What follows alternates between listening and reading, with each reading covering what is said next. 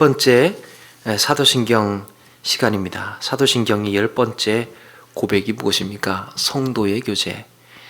우리가 믿는다고 고백하는 10번째, 우리 신앙생활 할 때 내가 이것을 믿습니다 라고 고백을 할 때 10번째가 성도가 서로 교통하는 것을 믿는다는 것. 성도가 서로 교통하는 것을 믿습니다.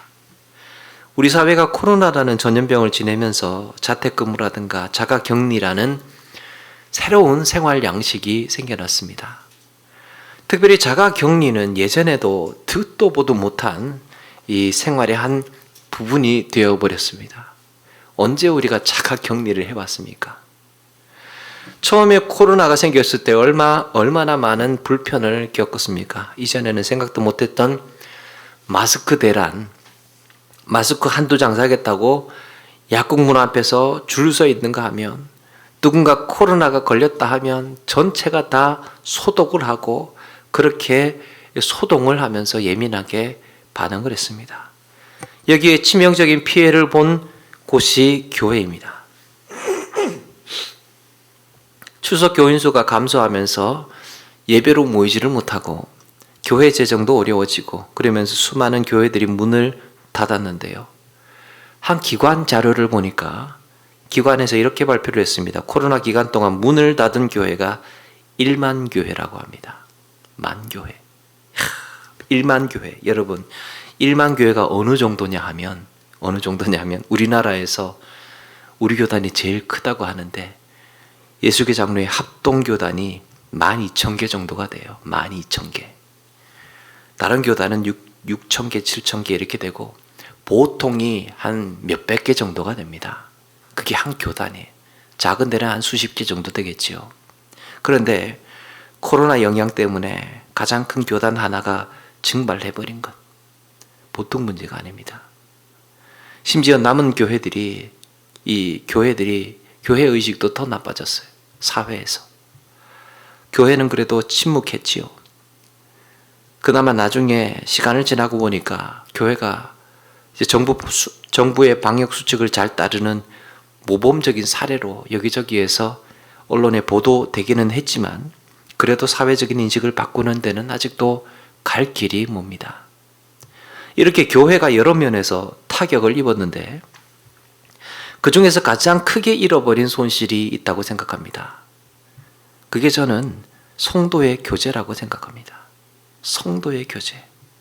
함께 모이지를 못했고, 함께 식사를 하지도 못하고, 서로의 안부를 나누고, 함께 예배하고, 함께 소그룹을 하면서 그렇게 보이지 않게 끈끈하게 형성되어야 하는 성도의 교제.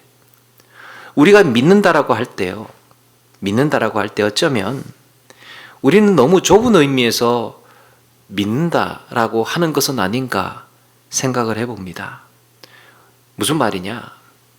예수 믿는다라는 거예요. 우리가 믿는다라고 할 때 예수 믿는다라고 한다는 거죠. 그게 뭐가 틀리냐? 그게 뭐가 이상하냐? 물론 예수 믿어야 구원받습니다. 예수 믿어야 구원받습니다. 우리 믿음의 핵심은 예수님이죠.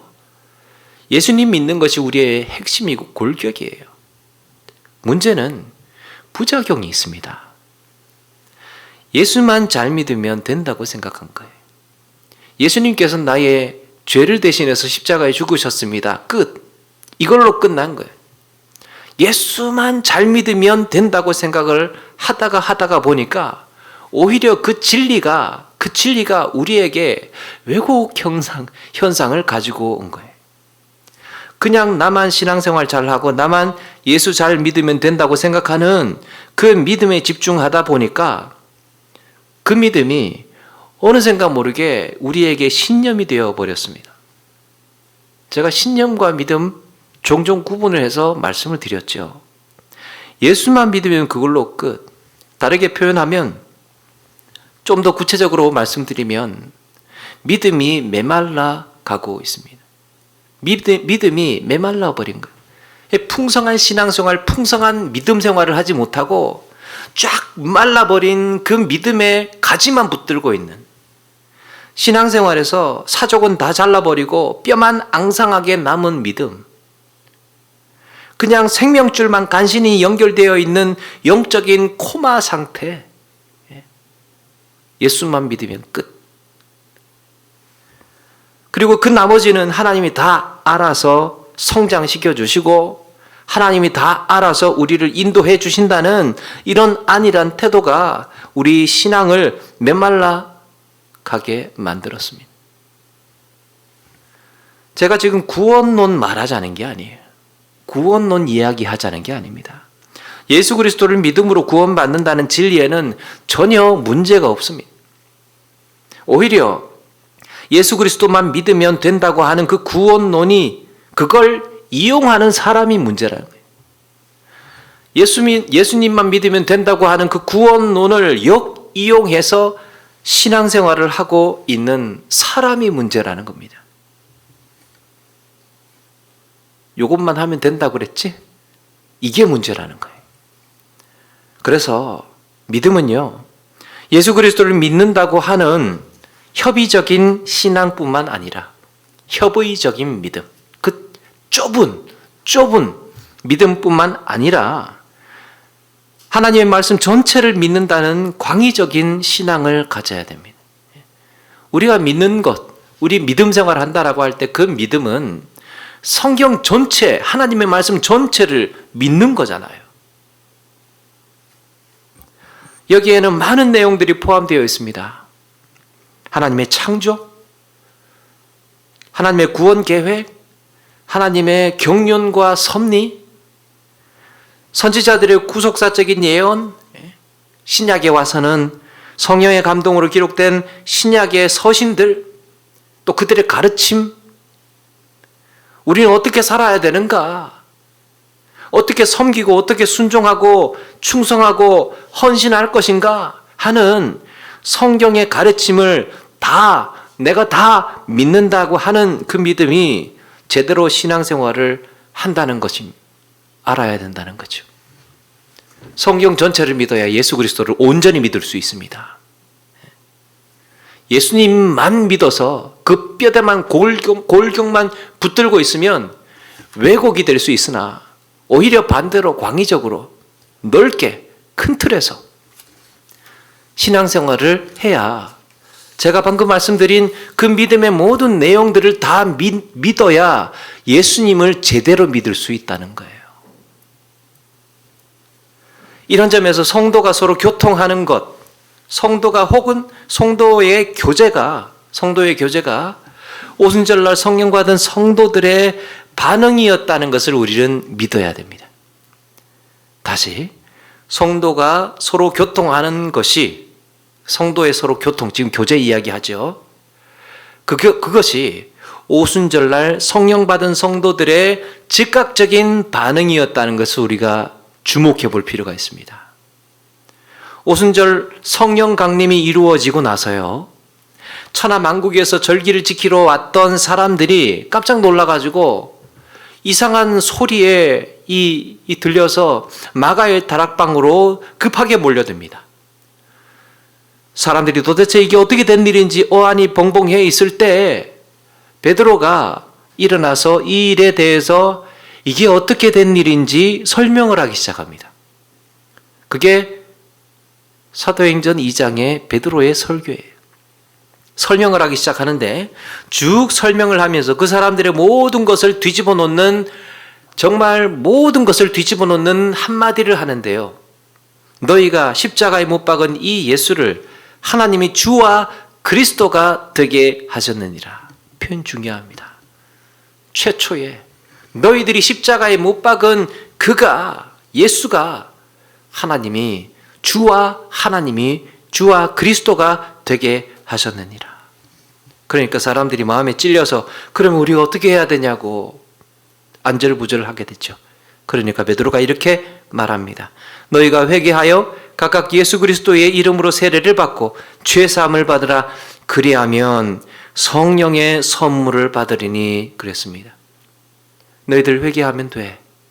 회개하고 예수 그리스도를 주와 하나님으로 믿으면 이걸 우리는 구세주와 주님으로 믿으면이라고 하죠.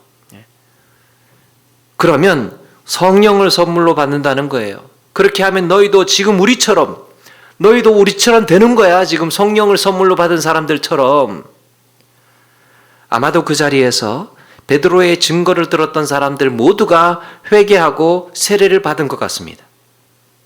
성경은 이날의 신도수가 3,000이나 더하더라 그랬습니다.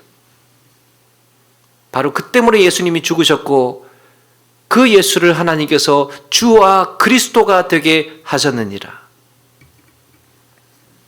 자, 여기서 중요한 게 나오는데요. 저들이 회개하고 예수 그리스도를 주와 그리스도로 믿은 다음에 자연스럽게 나타났던 반응이 오늘의 말씀이에요. 자연스럽게 나타났던 반응이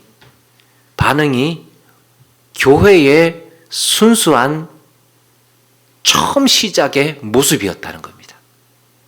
우리가 이걸 주목해야 됩니다. 예수 그리스도를 주와 그리스도로 영접하고 나서 회개하고 나서 성령을 받은 그들 속에서 나타났던 최초의 모습이 바로 오늘 말씀이라는 거예요. 사도행전 4장 24절입니다. 사도행전 2장 42절 오늘 첫 번째 말씀에 그들이 사도의 가르침을 받아 서로 교제하고 떡을 떼며 오로지 기도하기를 힘쓰니라. 자, 이때 우리가 주목해야 할 중요한 두 가지 표현이 있습니다. 하나는 사도의 가르침이에요. 사도의 가르침. 또 하나는 서로 교제하고 라는 표현입니다. 가르침을 받아 또 하나는 서로 교제하고. 여기서 한글 성경에서 강조가 덜 된 표현이 있는데요. 강조가 덜 된 표현이 뭐냐 하면 프로스카테룬데스. 좀 길어요, 이 단어가. 프로스카테룬데스. 이게 뭐냐? 힘있게 집착하다, 계속해서 전념하다라는 뜻입니다. 이게 이 42절에 뚜렷하게 잘 나오지를 않았어요. 힘있게 집착하다. 그 다음에 계속해서 전념하다. 저는 이게 매우 중요한 단어라고 생각합니다. 한글 성경에는 어디에 등장하느냐 하면 42절에 오로지 기도하기를 힘쓰니라 라고 할 때 오로지라는 표현으로 등장합니다. 아마도 기도를 강조하기 위해서, 이건 그냥 저의 비학자적인 걸로 말씀드리면 기도하기를 강조하기 위해서 약간 의역이 들어간 거 아닌가 생각을 합니다. 기도 앞에 오로지 기도하기를 힘쓰니라라고 할 때 기도 앞에, 물론 전문가들이 어련히 알아서 하셨겠지만 제가 볼 때는 프로스카테룬데스는 라는 단어는 헬라어 성경 어순을 보게 되면 단순히 기도만 해당하는 수식어가 아니라 이 문장 전체를 다 수식하고 있는 수식어예요. 이것은 성령 받은 초대교회가 성령을 받았던 초대교회 교인들이 최초에 어디에 집중했고 어디에 전념했는지를 보여주는 매우 중요한 표현입니다.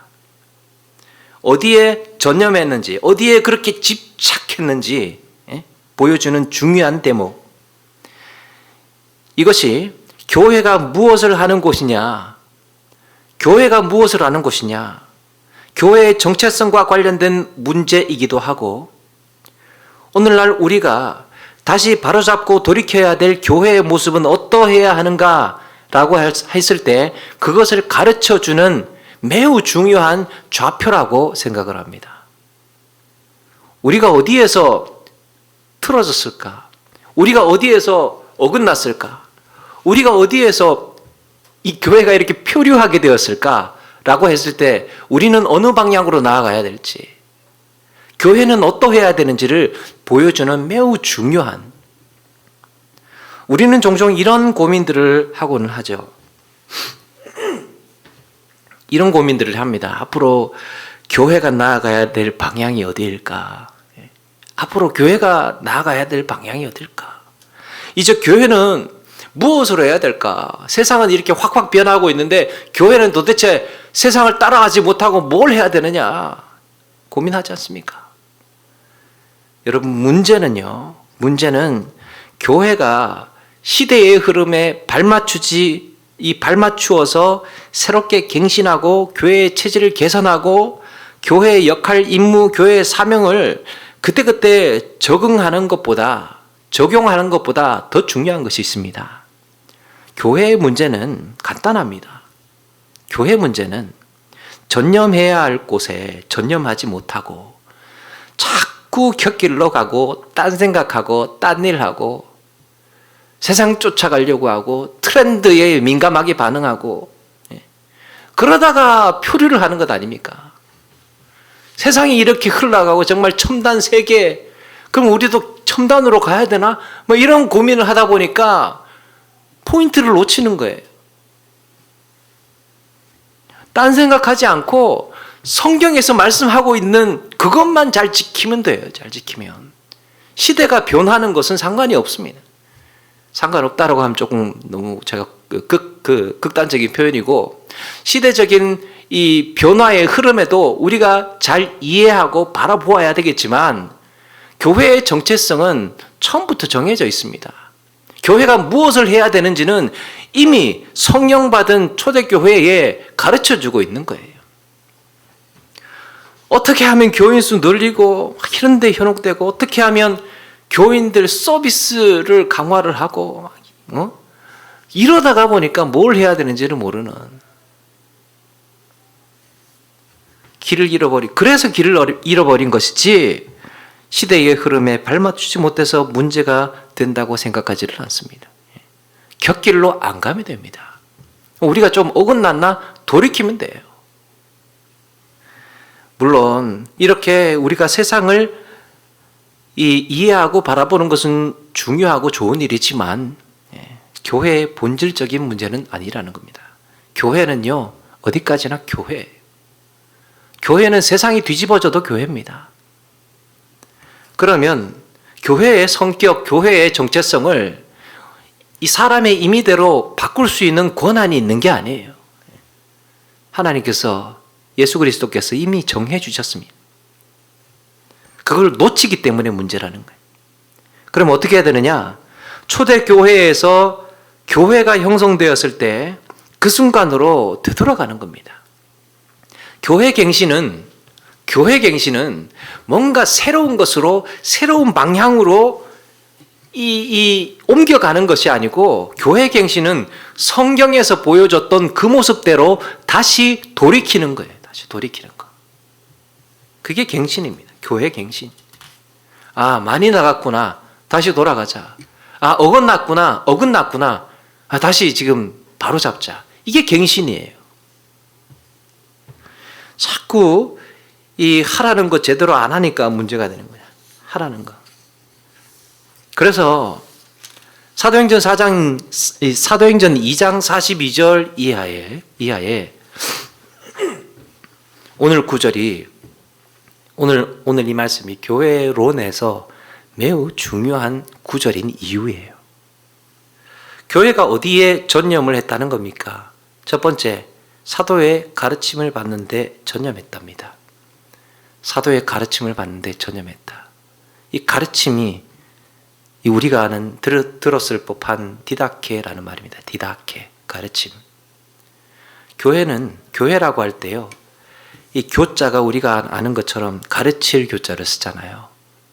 교회의 본질, 교회의 정체성이라고 할 때요, 교회는 하나님의 말씀을 줄기차게 가르치고 배우는 곳입니다. 여러 종류의 성경 공부, 신앙 교육이요, 교회에서는 끊임없이 계속해서 일어나고, 교인들은 끊임없이 배우고 익히는데 힘써야 됩니다. 그게 교인이에요. 교인. 자기 정체성은 하나님의 말씀을 주님 오시는 날까지, 저 역시도 마찬가지로 끊임없이 배우는 데 있는 거예요. 여러분, 가만히 보면 계속해서 배우고 익히고 공부하는 교회가요, 가만히 보면 건강한 교회예요. 교회 컨설팅, 제가 아는 교회, 지난번에 저 와우리 교회도 했었던 그 목사님이 교회 컨설팅을 하고 수천 개의 교회를 연구하고 이 교회 성장은 어떻게 이루어지는가를 조사하면서 면밀히 검토했습니다. 분석했습니다. 그분이 하신 한마디가 저는 굉장히 맞다고 동의를 합니다. 그분이 뭐라 하느냐?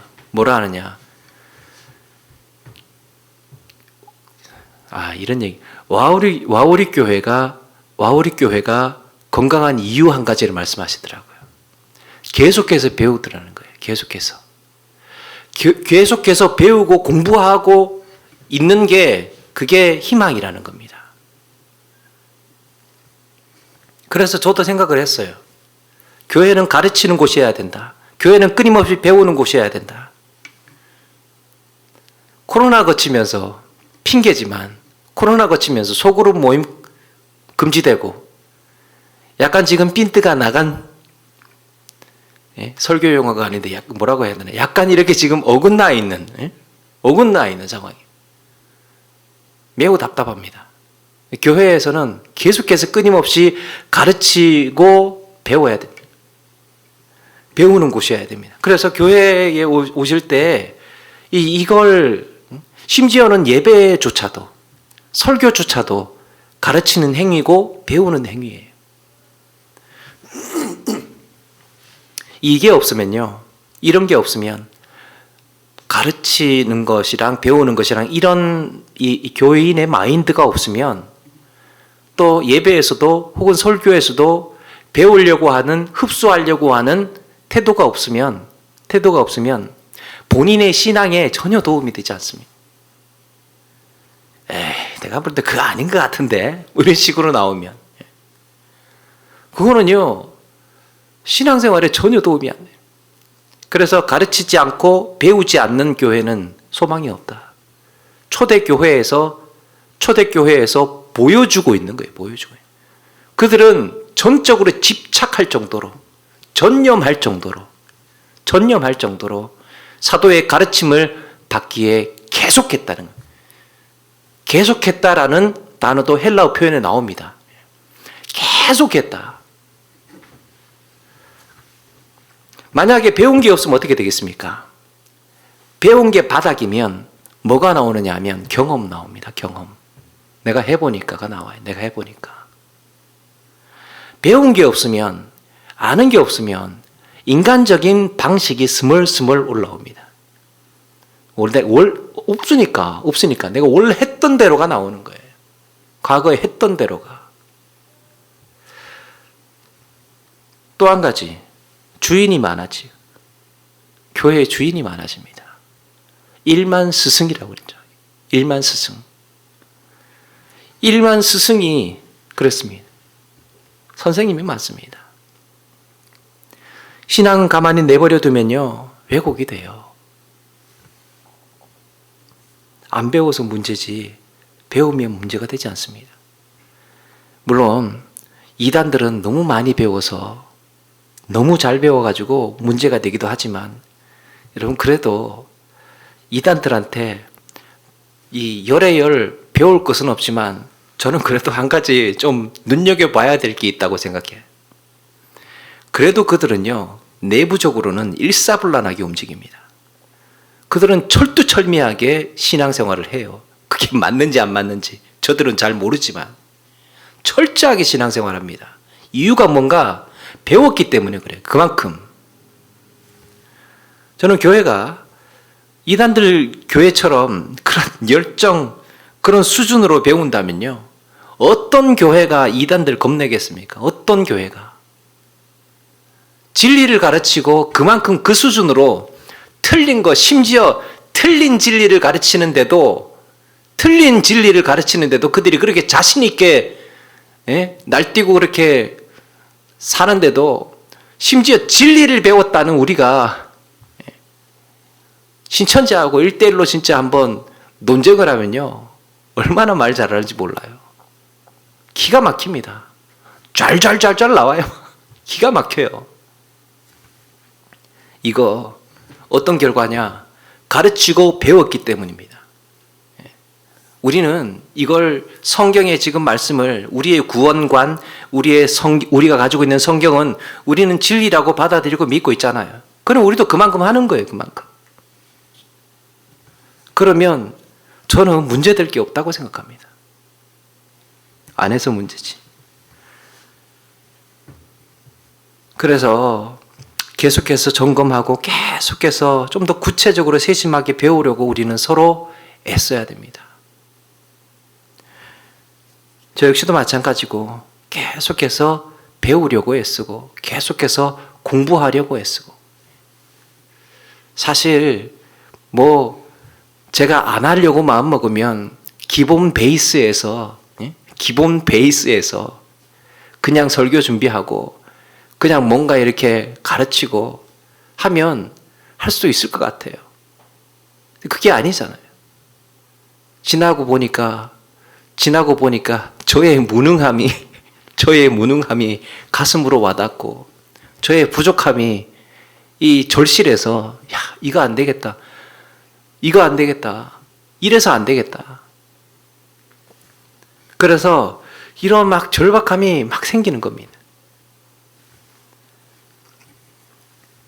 같은 말씀, 같은 가치를 공유할 수 있어야 진리라는 같은, 성경의 진리라는 같은 이 가치를 공유할 수 있어야 여러분 교회의 질서가 잡힙니다. 교회의 권위는 그렇게 자연스럽게 세워지는 거라고 생각합니다. 말하자면 하나님의 말씀으로 하나님과 교제하고 하나님과의 영적인 소통이 이루어지는 셈이죠. 이래서 교회에서는 가르친다는 것이, 배운다는 것이 그만큼 중요하고요. 교회의 정체성은 그런 겁니다. 교회가 뭐 하는 데냐? 하나님의 말씀 끊임없이 가르치고 배우는 데다. 두 번째는 그와 함께 등장하는 중요한 말씀이에요. 서로 교제하고 라고 했습니다. 서로 교제하고. 사도신경에서 성도가 서로 교통하는 것을 믿는다라고 했을 때 이걸요, 뭘 믿는다는 겁니까? 성도의 교제를 믿는다. 뭘 믿는다는 거냐? 주의 몸된 교회는 서로 교제가 이루어지는 곳임을 믿습니다. 라는 고백입니다. 성도의 교제가 이루어지는 곳임을 믿습니다. 교회의 정체성에 사도의 가르침과 아울러서 동등하게 나오는 중요한 교회의 본질, 교제. 주의 몸된 교회에 서로 교제가 이루어지는 곳임을, 주 안에서 서로 교제가 이루어지는 곳임을 우리는 믿습니다. 우리는 매일 이렇게 고백하고 있습니다. 교제, 코이노니아. 중요한 교회의 핵심 가치, 코이노니아. 아까 디다케, 그 다음에 코이노니아. 교제. 영어에는 펠로우십이라고 하죠. 교회가 개척되고 나서 제가 이 두 가지를 사실은 가장 많이 신경을 썼습니다. 특별히 교제, 어떻게 하든지 서로 좀 친해지려고 레크레이션도 하고, 이 꽃나들이도 가고, 단풍나들이 가고, 막 정말 할 수만 있다면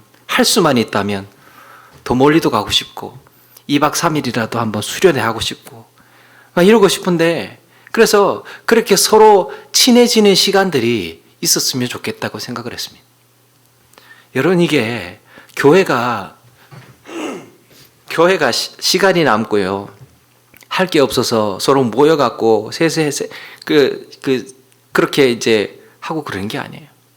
모여가지고 할 게 없어서 서로 만나서 모여가 농담 따먹게 하고 뭐 그런 게 아닙니다.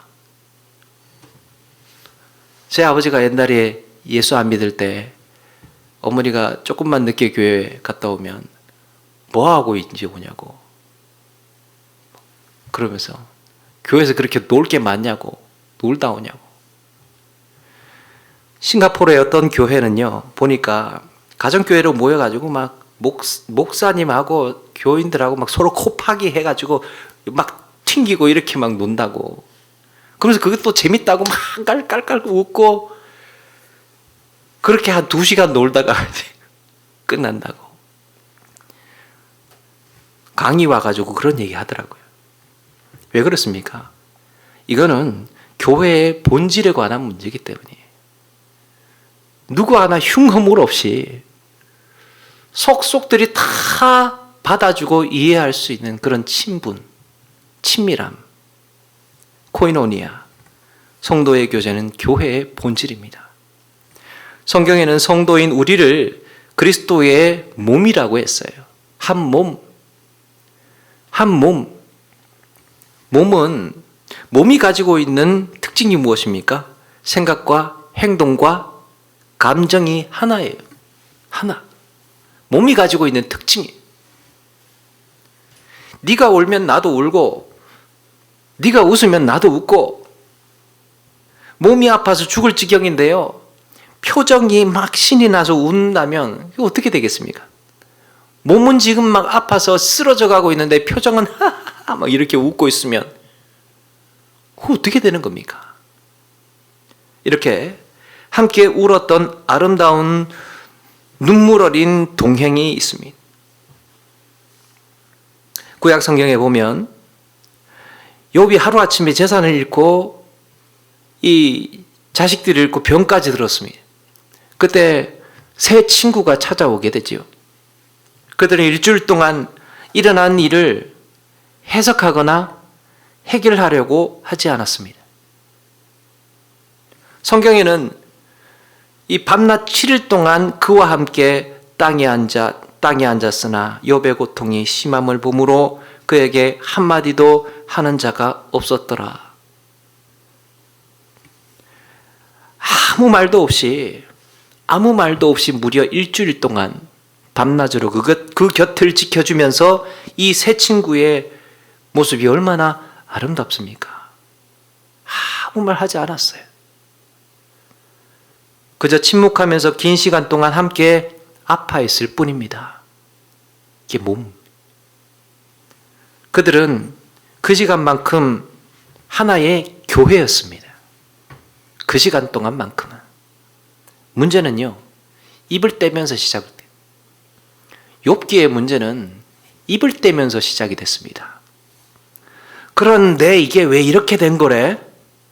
당신 혹시 너 혹시 우리 모르는 죄가 있어가지고 죄에 있어서 그런 거 아니야? 이유를 캐묻기 시작하고 거기에 분석하고 의심을 하고 그러면서 문제를 해결하려고 하는 해결사가 되는 순간 그 고마웠던 침묵의 시간 다 따라가 버렸습니다. 우리에게 필요한 것은요, 해결사가 아니라 마음이 얼마나 아프냐고, 이게 도대체 무슨 일이냐고 같이 놀라줄 수 있는 사람이고 같이 붙들고 같이 울어줄 수 있는 사람이 필요합니다. 우리는 종종 해답의 함정에 참 많이 빠질 때가 있습니다. 말씀을 묵상하다가 야, 이거 해답 증후군이구나 이거. 해답의 함정에 빠질 때가 너무나 많습니다. 여러분, 평가의 함정, 해답의 함정에 빠지면 어떤 현상이 벌어지느냐? 축구 경기장에 손흥민 선수한테도 손가락질을 할 수 있습니다. 축구 경기장 그 관중석에 앉아가지고 손흥민 선수한테도 축구 그따위로 하냐고 말이야. 저쪽으로 패스를 해야지 지금. 뒤에서 지금 쫓아오고 있는데. 그럴 수 있다는 거예요. 이건 이렇게 해라. 저건 저래야지. 하면서 해답을 줄 수 있다는 것은요. 뭘 의미하느냐 하면 그 사람과 나와는 지금 같이 있지 않다는 거예요. 난 네 사정 잘 모르겠고 내가 경기장 밖에서 보니까 그렇더라는 거예요. 내가 경기장 밖에서 보니까. 답이 보이더라는 거예요. 경기장 안에서 뛰고 있는 네 사정은 내가 잘 모르겠고 밖에서 보니까 답이 보이더라는 거예요. 그 답이 이야기하고 있는 겁니다. 내 입장에서는 말하기가 쉽습니다. 해답을 주기는 편해요. 세상에 답 모르는 사람 어디 있습니까? 답 모르는 사람이. 이거 어떻게 해야 돼? 답 모르는 사람 어디 있습니까? 우리에게 필요한 거는요, 나와 같이 눈물 흘려줄 사람, 같이 땀 흘리고 뛰어줄 사람, 같이 그 마음을 알고 때로는 화도 좀 같이 내주고 같이 웃기도 하고 같이 울기도 하고 같이 고민도 하고 같이 붙들고 같이 곁에서 있어줄 사람이 필요하다는 거예요. 그야말로 말없이 함께 울고 함께 웃는 사이, 함께 그렇게 있을 수 있는 사이. 여러분, 이렇게 해라, 저렇게 해라, 이렇게 해야지, 저렇게 해야지, 이게 답이야 그러면서 해답을 주는 것은 어쩌면 상대방한테 그걸 돕는 게 아니고 더 절망에 빠뜨리는 행위일 수 있습니다. 예전에 제가 그 대학 다닐 때 그분이 안 볼 것 같아서 이런 말을 하지만, 제가 그 노래 음악 서클에 있었는데요. 노래 못하는 선배가 탁 세워놓고, 후배들 세워놓고 그렇게 야단을 쳐요. 노래 못하는 선배가. 그러면서 하는 말이 뭐냐면, 내가 들을 줄을 안다고. 그래서 내가 지금 들을 줄을 많이 들어봐서 내가 해봐서 아는데, 이러면서. 해본 사람은 말을 함부로 하지 않습니다. 자기가 겪어보고 난 다음에는 쉽게 이야기가 나오지 않습니다. 진짜 아는 사람은요, 잘 안다고 이야기를 안 해요. 그 도 같은 사람한테 가서, 저 첩첩산중에 신선처럼 사는 도 같은 사람한테 가서 저기 스승님, 도가 무엇입니까? 라고 물으면 글쎄 하면서 하늘 이렇게 쳐다보고 있습니다. 도가 뭘까? 이러고 있습니다. 도를 모르는 사람이 도란 말이지 이러면서 시작을 하죠. 정말 아버지의 입장에 서고 보면, 엄마의 입장에 서고 보면, 그래서 곰곰이 생각을 해보면 이해되는 부분들이 많이 있을 것 같습니다. 아이의 입장에 서고 보면 충분히 그럴 수밖에 없는 현실, 그 집사님의 입장에 서고 보면, 장로님의 입장에 서고 보면, 목사님의 입장에 서고 보면 그럴 수밖에 없었던 사정, 같이 뒹굴고 같이 땀 흘려보고 같이 그 고민을 내가 해보고 그렇게 조금씩 하나가 되는 것 아니겠습니까? 사랑하는 여러분, 주님은 그렇게 우리에게 다가오셨습니다. 이게 주님께서 하셨던 방식이에요. 아픈 사람들과 같이 아파, 눈물 흘리는 사람들과 같이 눈물 흘렸던, 고통당하는 사람들과 같이 고통당했던, 죽음의 상실의 아픔을 가지고 울고 있는 사람과 같이 울어줄 수 있었다. 충분히 예수님은 자기 능력으로 야, 뭐 울고 있어, 잠깐만 기다려봐 하면서 나사로 나오라고 했으면 문제 해결되는 겁니다. 야, 그딴 것 가지고 우냐? 이렇게 충분히 하실 수 있는 분이에요. 그런데 나사로를 살리시는 일을 잠시 멈추고 그들과 함께 아파하고 먼저 그들과 함께 우셨습니다.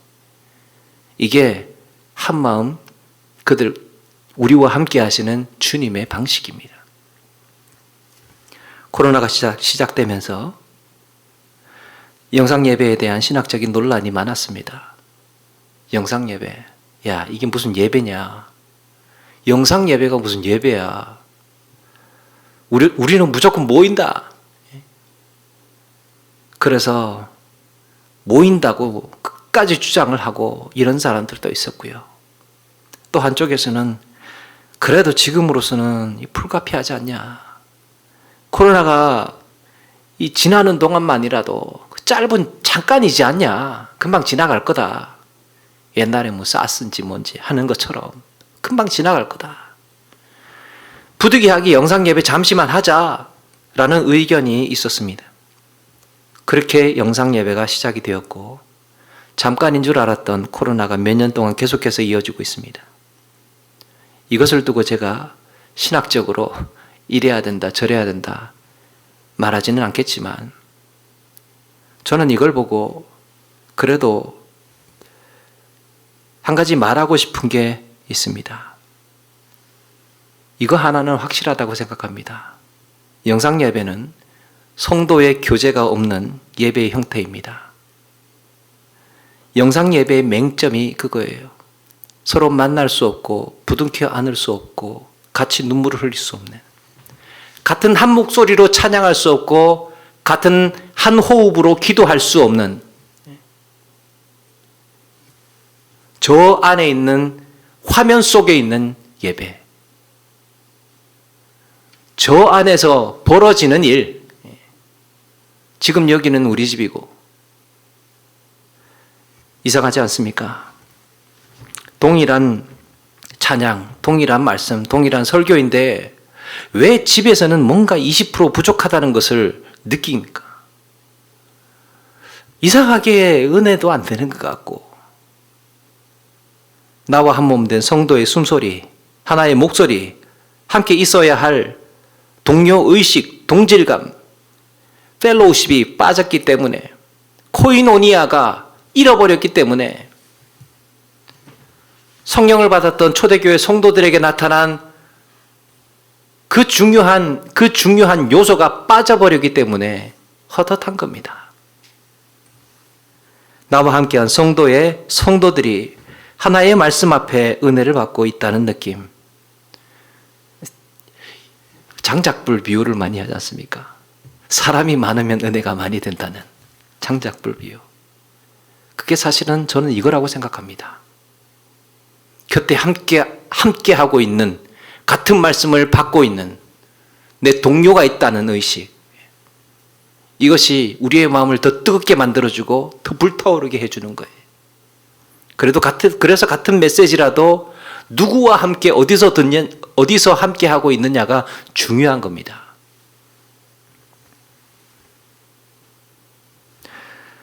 성도의 교제가 그래서 불가능해졌다는 것이 우리가 코로나를 지나면서 잃어버렸던 가장 큰 상실이라고 생각합니다. 이제 우리는 이런 의식을 갖고 하나하나 회복해 나가야 되겠지요. 예전에 예수원의 대천덕 신부님이라는 분이 계셨는데, 그분이 교회를 가르칠 교로 쓰지 말고 사귈 교로 한번 바꿔보자 이렇게 주장을 했던 적이 있었답니다. 교회가 가르치는 곳이기도 하지만 이 사귈 교회는 주님 안에서 서로 사랑을 나누고 섬기는 모임이어야 한다라는 의미에서 사귈 교회, 주의 몸된 지체들이 함께 모여서 서로 섬기고 나누는 헌신하는 공동체, 그만큼 사귈 이런 교제가 교회에서 중요하다라는 겁니다. 이런 게 다 우리가 믿는 믿음의 내용이어야 한다는 거죠. 교회를 제대로 알고 교회의 본질에 대한 제대로 된 인식을 가지고 있어야 예수님을 잘 믿는 거예요. 그래서 신앙생활을 할 때도요, 왜곡된 나만의 신념에 둘러싸여 있어서 예수 그리스도를 믿는다고 하는 것은 어쩌면 모순일 수 있습니다. 예수 그리스도를 믿는 데 대한 주변 지식, 예수 그리스도를 믿는 데 대한 주변적인 성경에 대한 건강한 이 지식들, 이 내용들, 이것들이 온전해야 예수 그리스도를 믿는다라는 의미가 성립이 되는 거예요. 나만 가지고 있는 나만의 신앙관, 나만의 신념, 나만의 왜곡된, 나 다 배웠어, 난 다 끝났어, 이걸로 끝이라고 생각을 하고 나의 경험으로, 나의 상식으로, 나의 힘으로 신앙생활을 해나갈 때 오히려 예수 믿는다는 것이 의아하게 보여질 수 있습니다. 저런데 예수 믿는다고 하나? 이렇게 나오는 거예요. 사랑하는 여러분, 성도의 교제가 초대교회에 성령 받았던 그들에게 나타났던 중요한 반응이었다는 것을 우리가 기억하고, 거기에 끊임없이 지속적으로 창념하고 또 그 일에 전념했다는 것을 기억하고, 오로지 기도하기에 힘쓰니라 뿐만 아니고 오로지 가르치고 배우는 일에 힘썼고요, 오로지 교제하고 함께 모이기 위해서 힘썼고요, 거기에 전념했어요. 이런 요소들에 대한 온전한 이해를 가지고 신앙생활을 해나갈 때 우리의 신앙이 건강해질 수 있다라는 것입니다. 말씀을 마칩니다. 성도의 교제를 의식한 믿음, 우리의 믿음 한 가지 좀 더 덧붙였으면 좋겠습니다. 성도의 교제를 의식한 믿음. 성도의 교제는 어떠해야 하는가? 우리도 이렇게 한번 신앙생활을 한번 나도 해보자. 하나님, 주의 몸된 교회에 성도가 서로 교통하는 것이 마땅합니다. 성령 받은 성도의 모습이 하나님의 이 뜻임을 내가 믿습니다. 저에게 메말랐던 믿음, 매정하고 무자비했던 믿음이 있었는지 돌아보게 하시고, 우리 주님처럼 그 마음을 아는 믿음으로 그 눈물과 시련과 기쁨을 함께 느끼는 풍성한 믿음으로 살아가게 하옵소서. 이런 고백이 저와 여러분들의 삶에 가득 넘쳐서 아름다운 성도의 삶으로 살아가시는 저와 여러분 되시기를 주의 이름으로 축원합니다.